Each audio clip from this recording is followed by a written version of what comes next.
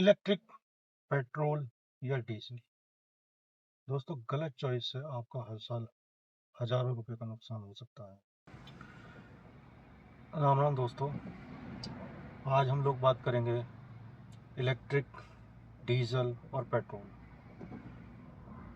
हम लोगों के लिए कौन सा अच्छा है, आप लोगों के लिए कौन सा अच्छा है, सारी बात करेंगे एक एक करके इस वीडियो में। आप प्लीज़ मेरे साथ बने रहिए वीडियो के अंत तक। दोस्तों, सबसे पहले बात इलेक्ट्रिक व्हीकल की। दोस्तों, इलेक्ट्रिक व्हीकल के अंदर इंजन नहीं होता है। इंजन नहीं होता है, ये बैटरी पैक और मोटर से गाड़ी को ट्रांसमिशन देती है। मोटर और बैटरी पैक ही इस गाड़ी का हार्ट होते हैं, वही इसको चलाते हैं, वही इसके मेन कंपोनेंट हैं। दोस्तों, क्योंकि इस गाड़ी में इंजन नहीं होता तो इस गाड़ी में आपका तेल पानी का खर्चा नहीं होता। गाड़ी की मेंटेनेंस कॉस्ट काफ़ी कम होती है। गाड़ी को बार बार सर्विस सेंटर पर ले जाने की ज़रूरत नहीं पड़ती। दोस्तों, इस गाड़ी में जैसे ही आप एक्सीलेटर देंगे, गाड़ी की मोटर उसको ट्रांसमिशन दे देगी, गाड़ी चल पड़ेगी और बैटरी से पावर मोटर तक चली जाएगी और मोटर गाड़ी के चारों टायर्स को भगा देती है और इस तरीके से गाड़ी आपकी। दोस्तों, इलेक्ट्रिक कार्स जो हैं वो फ्यूचर का ऑप्शन है। धीरे धीरे करके आई थिंक सभी जगह पर गाड़ियाँ कन्वर्ट हो जाएंगी। इलेक्ट्रिक गाड़ियाँ फ्यूचर है। इलेक्ट्रिक गाड़ियों में बहुत अच्छे फीचर्स, बहुत अच्छा लुक, मतलब फ्यूचरिस्टिक्स गाड़ियाँ आजकल आप देख रहे होंगे। चाहे महिंद्रा हो, चाहे मित्सुबिशी हो, चाहे टाटा हो, सभी लोगों की, सभी गाड़ी का, सभी सभी सभी कंपनियों का फोकस। दोस्तों, इलेक्ट्रिक व्हीकल के अंदर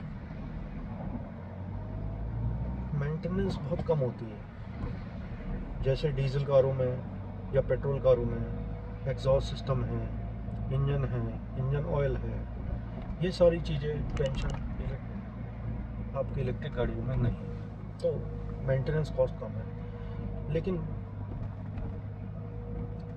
गाड़ी में बैटरी है। आपने सुना होगा कि लोग, कार मैन्युफैक्चरर्स गाड़ी की बैटरी की लाइफ टाइम वारंटी दे रहे हैं। लेकिन दोस्तों, यदि बैटरी की लाइफ ही 4 से 5 साल होती है, लाइफ भी तो डिफाइन होती है, हर चीज़ की एक लाइफ होती है। लाइफ टाइम वारंटी, अब किसी की लाइफ ही 5 साल है, 6 साल है। आप लोग घर में इन्वर्टर होगा, आप लोग पेट्रोल और डीजल वाली गाड़ियाँ चलाते हैं, उसके अंदर भी बैटरी लगी होती है, लेकिन हर 3 साल 4 साल में चेंज करनी पड़ती है। अब सपोज़ करो दोस्तों, यदि गाड़ी आपने 30 लाख की इलेक्ट्रिक गाड़ी खरीदी है, तो यदि आप उस गाड़ी को कॉस्ट को डिवाइड करेंगे तो ये आप मान के चलिए कि 10 लाख की उसके अंदर बैटरी है, 10 लाख की उसके अंदर मोटर है और 10 लाख का बाकी पूरी गाड़ी है, खाली गाड़ी है। दोस्तों, हर 5 साल बाद हो सकता है आपको मोटा खर्चा है और आपको बैटरी रिप्लेस करानी पड़ेगी। अब बैटरी भी सारी चाइना से इंपोर्ट हो रही हैं। इंडिया में इतना इंफ्रास्ट्रक्चर बैटरी का अभी नहीं है। अब बैटरी का इंफ्रास्ट्रक्चर नहीं है तो बैटरी इंपोर्ट हो रही है। चाइना का माल बहुत अच्छा भी है, मॉडरेट क्वालिटी का भी है और लोअर क्लास भी है। लेकिन आपको ये सब चीज़ें गाड़ी लेने से पहले अपने ध्यान में रखनी है। दोस्तों, दूसरा प्रॉब्लम है इलेक्ट्रिक व्हीकल्स का कि इसकी रेंज कितनी है, ये अभी कोई भी अच्छे से अंदाज़ा नहीं लगा पाता है। नहीं लगा पाता मतलब कंपनियां भी नहीं लगा पाती हैं। जैसे हम पेट्रोल गाड़ियां लेते हैं, उसका एवरेज कंपनी क्लेम करती है कि 18 का है, लेकिन ये आपके ड्राइविंग स्टाइल पर है। 18 क्लेम होने के बाद भी बहुत सारी गाड़ियां सिर्फ 10 का एवरेज देती हैं, कुछ गाड़ियां तो 8 या 9 पे ही देते हैं।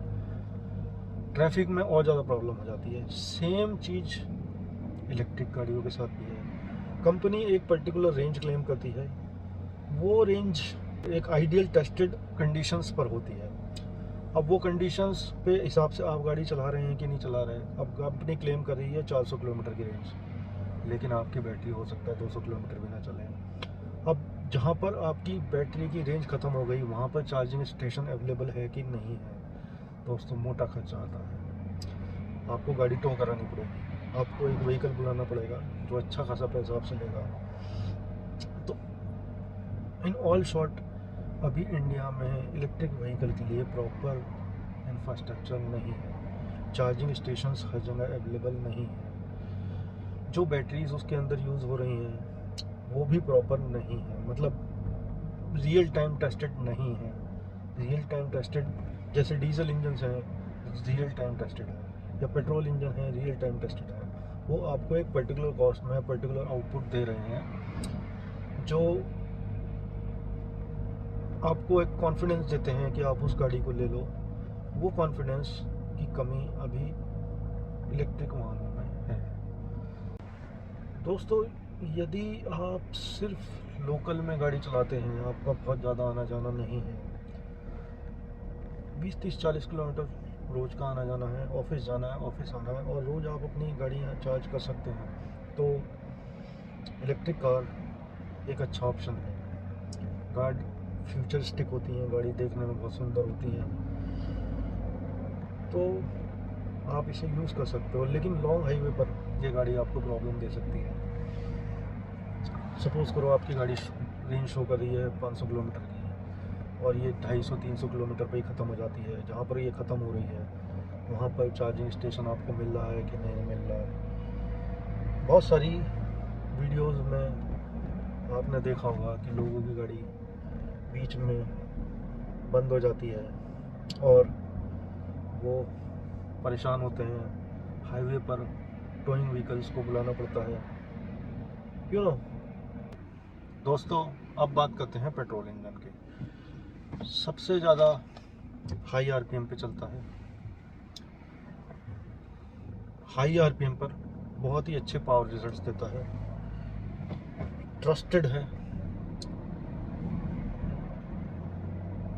पेट्रोल इंजन की जो मेन लिमिटेशंस हैं वो है इसका माइलेज। अगर आप एक्सेलरेट अच्छे से करोगे तो इसका माइलेज आपको परेशान कर सकता है। दोस्तों, पेट्रोल कारें अपने स्मूथ इंजन्स के लिए जानी जाती हैं। इनके इंजन बहुत साइलेंट होते हैं, गाड़ी में बैठ करके आपको पता भी नहीं चलता कि गाड़ी स्टार्ट है, कि मतलब गाड़ी चालू है कि गाड़ी बंद है। दोस्तों, पेट्रोल इंजन की एक खासियत और है कि आपको पिकअप बहुत अच्छा मिलता है। यदि आप गाड़ी भगाने के शौकीन हैं, आपको पावर चाहिए, तो आपको बहुत ही अच्छा पिकअप मिलेगा, आप भगा सकते हो।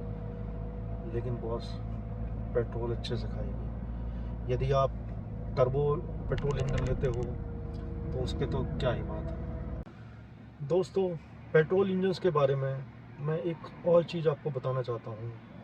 आजकल E20 टर्म्स आपने सुना होगा, ये this is specially for petrol engines. दोस्तों, E20 क्या है? पेट्रोल के अंदर गवर्नमेंट जो है 20% एथेनॉल मिला रही है। ये आज की डेट में पूरी तरीके से ऑपरेशनल है। जो भी पेट्रोल हम लोगों को मिल रहा है वो E20 पेट्रोल मिल रहा है।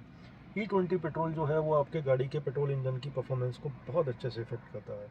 आप मान के चलिए, जितनी भी पुरानी गाड़ियाँ हैं, अगर सपोज करो पहले आपकी गाड़ी मतलब फुल पेट्रोल के अंदर यदि आपकी गाड़ी आपको 15 का एवरेज दे रही थी, तो E20 में वो 10 का ही देगी, क्योंकि आपका इंजन उसके हिसाब से डिज़ाइन नहीं है। आगे आने वाली गाड़ियाँ शायद E20 फ्यूल को ध्यान में करके बनाई जाएंगी, लेकिन गवर्नमेंट रेगुलेशंस का कुछ नहीं पता। अभी ये E20 बोल रहे हैं, कल को E25 भी बोल सकते हैं, परसों को ये E30 भी कर सकते हैं। तो पेट्रोल इंजन लेने से पहले आपको ये सारा ध्यान रखना पड़ेगा।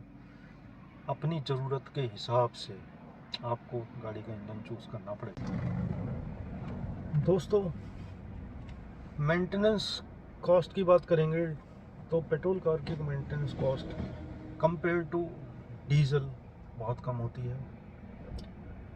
गाड़ी के इंजन में जैसे फिल्टर्स वगैरह हैं, ऑयल वगैरह हैं, वो कंपेयर टू डीजल ज़्यादा अच्छे चलते हैं।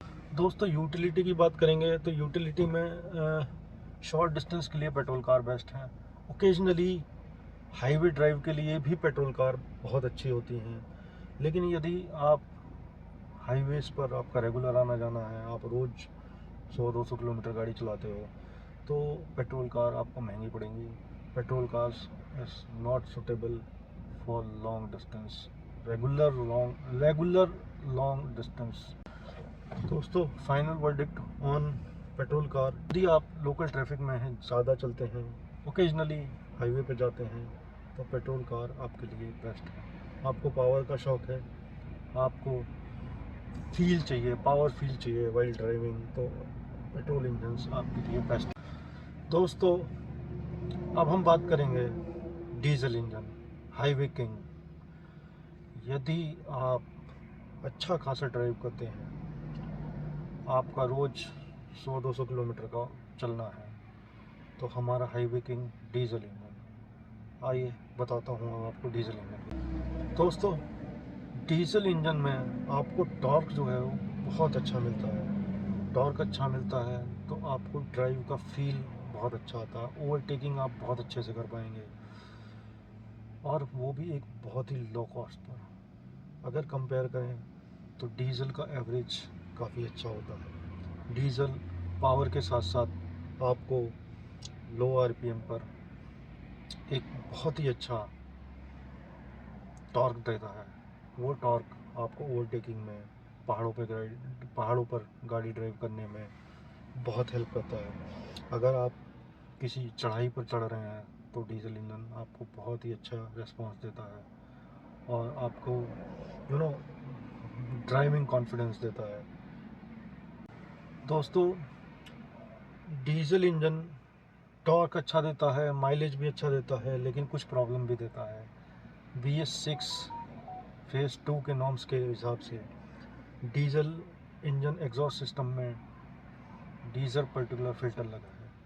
DPF is very popular terms for diesel vehicle. दोस्तों, DPF जो होता है, अगर आप लोकल में ज़्यादा चल रहे हैं तो वो चोक होता है, चोक हो जाता है। चोक होने पर आपकी गाड़ी में चेक इंजन लाइट आ जाएगी। चेक इंजन लाइट आ गई मतलब आपके इंजन में प्रॉब्लम है। जो कार को लेकर सेंसिटिव होते हैं वो लोग टेंशन में आ जाते हैं।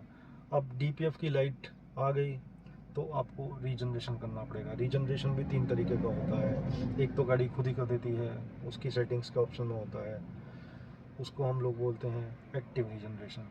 फिर एक रीजनरेशन कंप्यूटर से होता है, उसके लिए आपको आपके शोरूम पे जाना पड़ेगा, उसको बोलते हैं पैसिव रीजनरेशन। लेकिन दोस्तों, कई बार यदि आप सिर्फ लोकल ट्रैफिक में चल रहे हैं, आप ओकेजनली हाईवे पे जाते हैं, लोकल ट्रैफिक में चलने पर, इवन कम चलने पर, मतलब यदि आप सपोज़ कीजिए रोज़ 5-10-20 किलोमीटर चलते हैं, तो आपकी गाड़ी में धीरे धीरे शूट मास इकट्ठा होना शुरू हो जाएगा। शूट मास इकट्ठा होगा तो आप समझ लीजिए कि पहले आपकी गाड़ी में एक्टिव रीजनरेशन मांगेगी।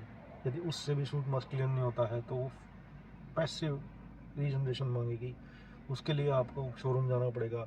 लेकिन सपोज़ करो शूट मास आपका ज़्यादा डेवलप हुआ है और एक्टिव और पैसिव से नहीं होता है, तो दोस्तों आपका DPF खोला जाएगा और फिर फोर्स रीजनरेशन भी कराना पड़ेगा। फोर्स रीजनरेशन के बाद भी सपोज करो आपकी गाड़ी नहीं शूट मास क्लियर होता है, तो आपको DPF चेंज भी कराना पड़ सकता है। और DPF यदि चेंज कराना है तो दोस्तों कम से कम लाख से 1.5 लाख रुपए खर्चा है। तो ये डीजल इंजन्स की एक लिमिटेशन है। DPF का चक्कर पहले डीजल इंजन्स में नहीं होता था, लेकिन गाड़ियाँ जो स्मोक छोड़ती थी वो हम सबकी हेल्थ के लिए, ये इंजन को ग्रीनरीज को बढ़ाने के लिए, एनवायरनमेंट को सेव करने के लिए गवर्नमेंट के इनिशिएटिव हैं, लेकिन फाइनल इसका जो इम्पैक्ट है वो कंज्यूमर पे आ रहा है। मैं समझता हूँ ये सारी जानकारी आपको कार लेने से पहले डिसीजन लेने में आपकी हेल्प करेगी।